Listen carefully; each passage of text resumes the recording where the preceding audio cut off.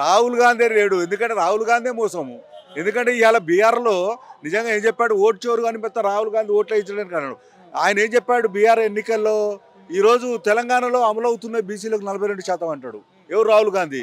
ఎక్కడ అమలవుతున్నాయండి? మీరు రేవంత్ రెడ్డి గారు పెట్టినటువంటి బిల్లు అక్కడ రాష్ట్రపతి దగ్గర పెండింగ్ ఉంటే ఏం చేశాడు? ఒక ఆర్డినెన్స్ తెచ్చాడు. మళ్ళీ ఆర్డినెన్స్.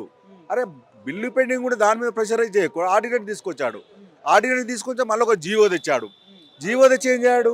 మన హైకోర్టు ఆయనకు తెలుసు ఈ కోర్టులు కొట్టేస్తాయని. నాదే ఉన్నది అని తప్పించుకోవడానికి, ఇవంతా కోర్టుల మీద నెపం చెల్లి తప్పించుకోవడానికి. ఆయనకే నిజంగా చిత్తశుద్ధి ఉంటే మన 24 తారీఖున ఆర్గ్యుమెంట్స్ ఉంటాయి.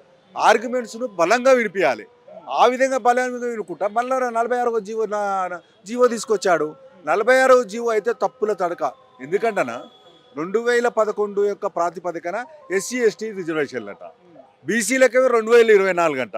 అంటే మన చేసినటువంటి జనగణనలో బీసీల యొక్క జనగణన ఉన్నది, ఎస్సీ ఎస్టీలో కూడా తీసుకున్నాడు.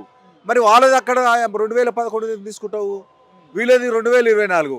అంటే ఎవరన్నా కోర్టుకు పోతే ఎమ్మడే కొట్టేస్తారు అనేది ఆయనకు తెలుసు. కాబట్టి ఒక జీవో తెచ్చి ఎంత మోసము, దగ, కుట్ర అన్నీ కూడా రేవంత్ రెడ్డి యొక్క హృదయంలోనే ఉంది, రక్తంలో ఉంది.